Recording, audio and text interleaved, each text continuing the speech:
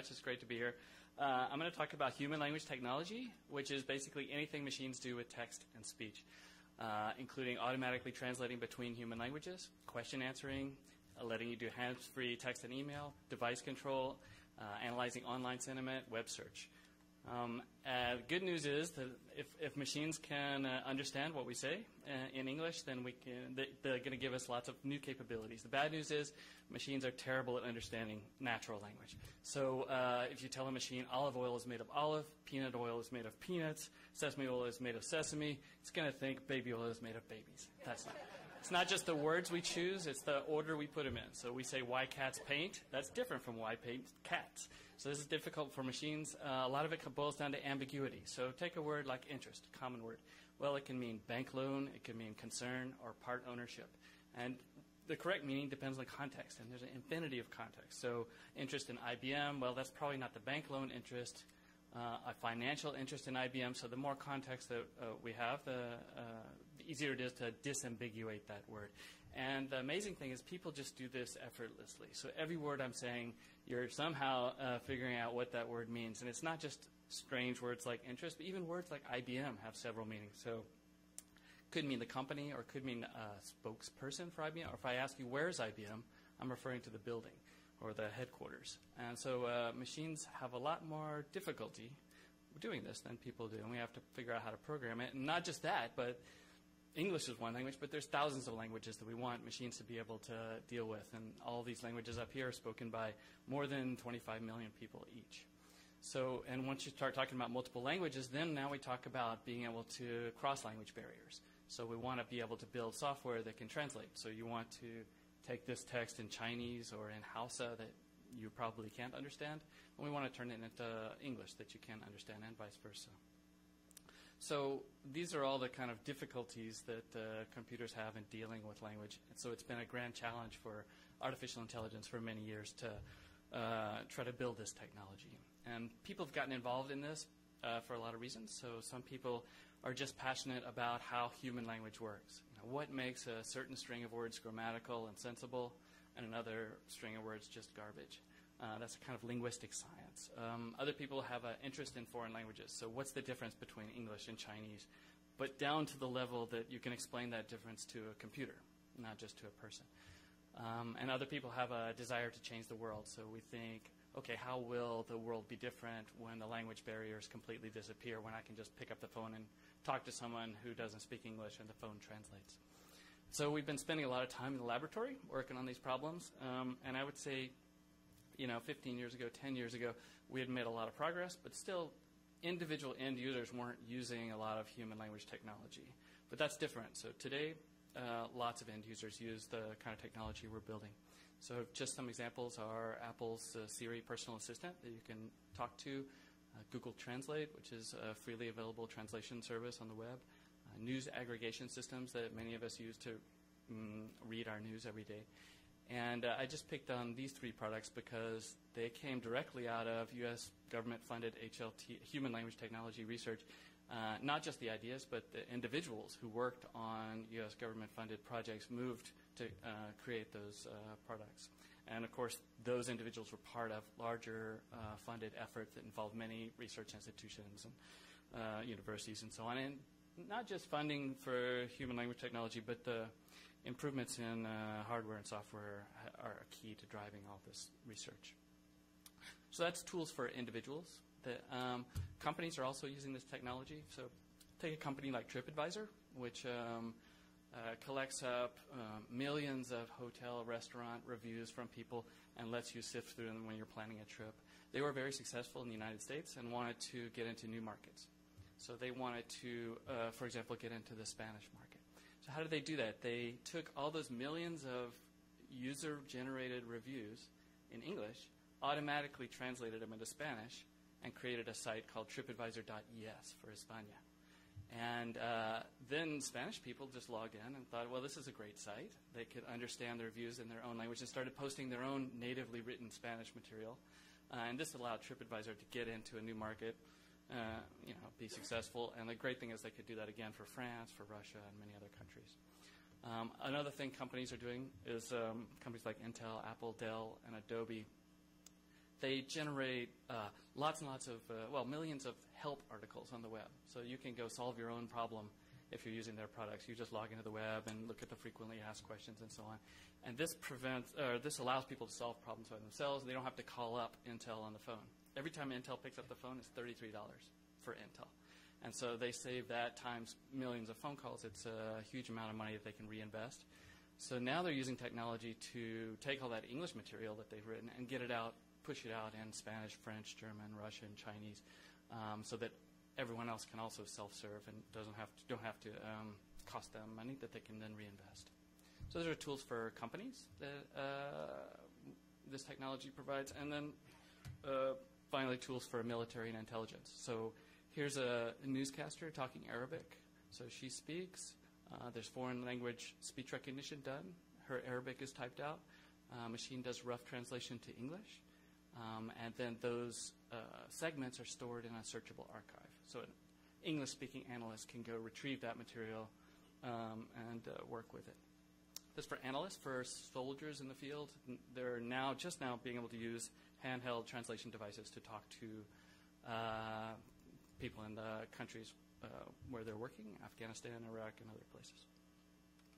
Okay, so I started with a grand challenge and seems impossible, and then we wound up with some products that are actually in the hands of companies and military and individuals. So what's been happening that's been good? So one thing is, as a field, we decided to focus at some point on common linguistic phenomena instead of the obscure, super difficult linguistic cases that kind of fascinate academics or have fascinated academics for a long time.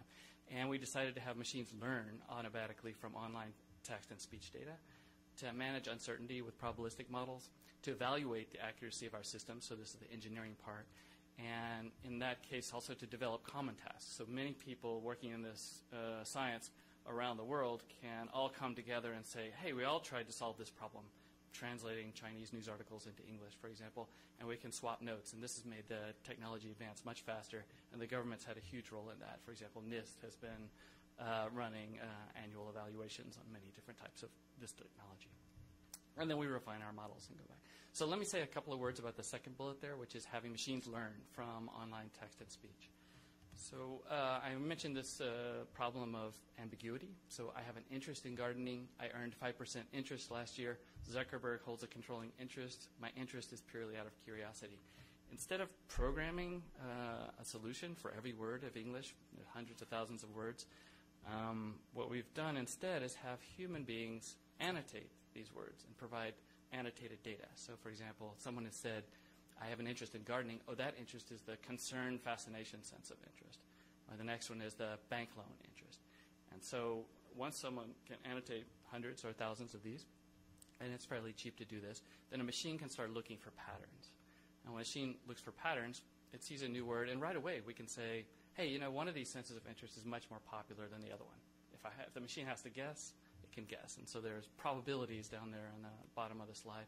As the machine sees more context and can use what it's learned, those probabilities adjust themselves. So here it's decided that the meaning of this word in that context is part ownership because of the words around it and conclusions it can draw. And so this allows us to scale up to full vocabularies and better understand what words mean. Maybe a more interesting case is how machines learn to translate between languages. So here's a person at the United Nations translating. He and his colleagues have produced 1 million translated documents from Spanish to English. And then we let our learning machine loose on that data. The learning machine says, you know what, every time that person sees banco in Spanish, he either types bank or bench in English when he translates. But every time he sees banco de, he always types bank. He never types bench. So it's an interesting translation pattern. And the machine can look at not just that pattern, but millions, billions of patterns and come up with millions, billions of translation rules that it can organize for itself. So how does it do that? Well, we use these parallel bilingual corpora, Spanish-English. For example, here's a very small one. It's a bit too small to read, but it says Garcia and Associates, Garcia y Asociados. Carlos Garcia has 3 associates. Carlos Garcia tiene 3 asociados. So the machine sees this data. But when the machine sees data like this, it looks at it a lot differently. You and I look at this and we see, oh, this is English. I know English. And we can start to draw conclusions. When the machine sees this, it might as well be outer space languages. So when a machine looks at Spanish and English, it might as well be seeing Akvun Orarak Sprach is a translation of Atvun Bichat Dot. And it has to figure out, how do these words translate? So I just want to give you a little sympathy for the poor machine when it looks at this text. It's not like us. But still, the machine can learn a lot. So take a word, it's trying to translate this sentence up here. Take a word, Farok. What does that mean? I don't know what it means, but the translation probably appears somewhere in that sentence 5b or 7b. And in fact, the only word in common there between those two sentences is this other word, Jijat. And so the machine can hook those up, and say those might be translations of each other. And through mathematical algorithms, the field is devised. We are able to hook up all kinds of words. We're able to determine when words should change their order under translation. And the machine can take all that and be able to translate new text. So, for example, here's a Chinese sentence the machine's never seen before, and you can kind of see how it's assembling an English translation. Taking bits and pieces of Chinese, translating them into English, and then assembling those grammatical bits into a sensible English sentence. This says that this phenomenon is particularly evident in the cold winter, and you can also see how the Chinese words change their order when they translate. And a lot of that progress has been driven by government-funded research programs. For example, the last 5 years has driven down the error rate for machine translation on Arabic newswire text from 15% to 5%, and making good improvements on news groups, broadcasts, even talk shows. So talk shows 5 years ago, basically untranslatable. But now you can get a rough translation of what's going on a foreign language Arabic talk show. And speech recognition error rates have likewise been coming down under nice support from various government agencies and evaluations run by NIST. Okay, so there's been a lot of progress in the field, but machines still make a lot of mistakes. And there's still a lot of things that we just can't do using natural language. And for the next round of innovations, what we need is to have the machines have a deeper understanding of what they're reading and hearing. So, for example, if a machine sees the sentence, Pascal was charged with public intoxication and resisting arrest. Right now, we're very good at breaking that, diagramming that sentence. We say, okay, Pascal is the subject and was charged with was the predicate. Okay, so Pascal was charged with something.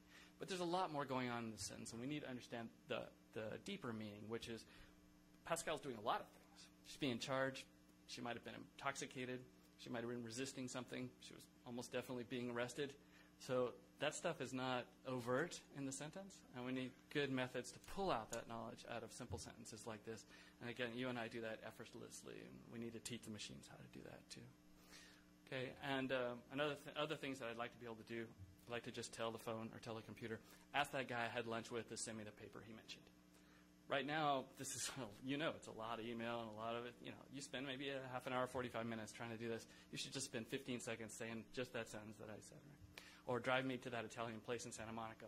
We're going to hear about cars that can drive themselves, but as soon as they start being able to drive themselves, we're going to want to say stuff like that to the car and have it be understood. Publish my story in Bengali.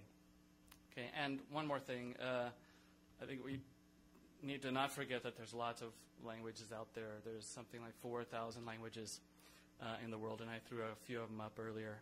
I made a map here.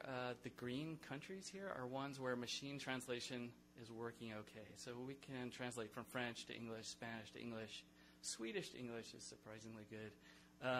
So there's that language barrier is slowly, dropping. But if you look in the parts of the world colored yellow, this is where the translation is, well, it's okay. It's actually surprisingly good. So translation from Arabic, we were happy to be able to develop methods that are okay. So you can basically understand what you're seeing when you're reading Arabic. But person-to-person communication is difficult. And as far as the red areas of the world here, machine translation is just not working very well at all.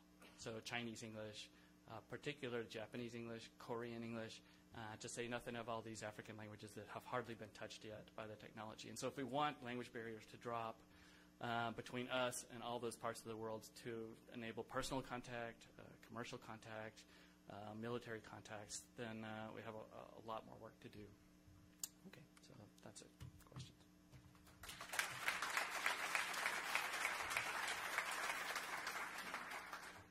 We have about 5 minutes for questions.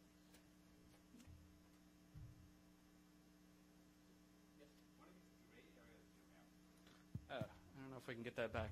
So those are areas where a lot of English is spoken, so we can get by with English, or other ones that I just couldn't quite classify.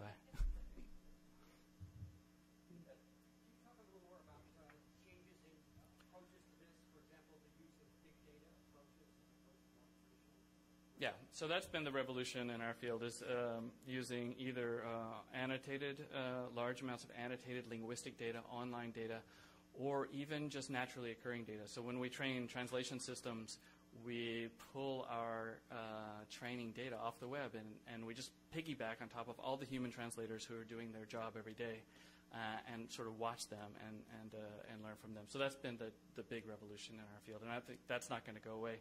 What we need is a combination of some of the traditional language structure understanding, linguistics, and this kind of big data statistics to move forward.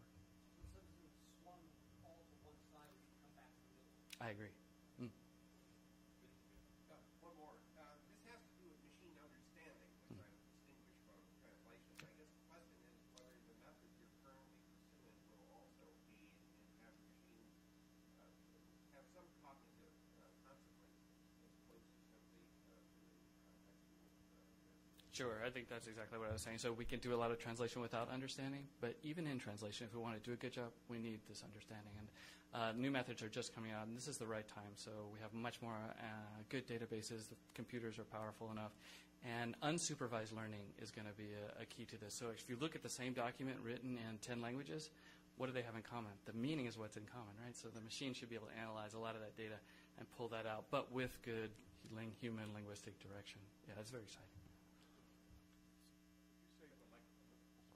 Could you just say a word about the role of these tools in education? I'm thinking of things like assessment tools for computer assessment. You've talked about summarization, which is an example, but other places where you see this changing the way we teach. Yeah, so that's a good question. So, ETS, the testing service, has a really state-of-the-art and growing research group there, and they're actively consulting with research groups all over the country to improve things. So assessment's actually a big thing. Speech assessment, how good is your spoken English, if this can be done by machines, or FBI is using assessment for how good are their translators. And this is all currently done by hand, but within a few years that'll be automated and we can do a lot more.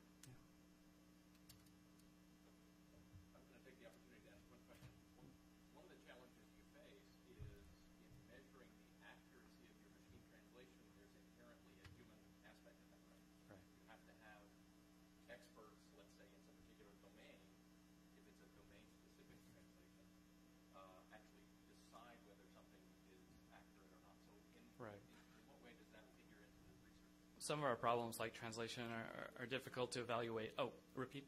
Okay, so how do we, isn't there a human component to evaluating how well our systems are doing? For example, a translation system.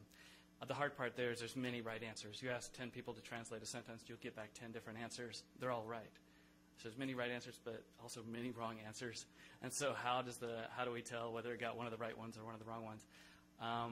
One of the revolutions that we've had in our field is to build approximate automatic evaluators. So inside our laboratory, we can tell another computer evaluate the output of this computer, and so that all becomes we can track our progress over the day or the week or the month. But in the end, of course, you have to appeal to a human to say, okay, in the end, I think it's good, and this machine thinks it's good, but is it really good? And working on ways to make that cheaper and more efficient as active area. Yeah, one quick observation. You mentioned about, I'm over here. Thank you. Okay. You mentioned about sometimes you know something about where the noun is and the verb, but sometimes you have to know about who actually authored or originated the information that you're actually looking at converting to another form, say English to German. Just quickly, I had instructions for installing something, and the instructions had been translated from another language where the action was at the end. And I couldn't put the damn thing together. So all of a sudden what I did is mentally I reversed all the directions, and it worked. You shouldn't have to do that.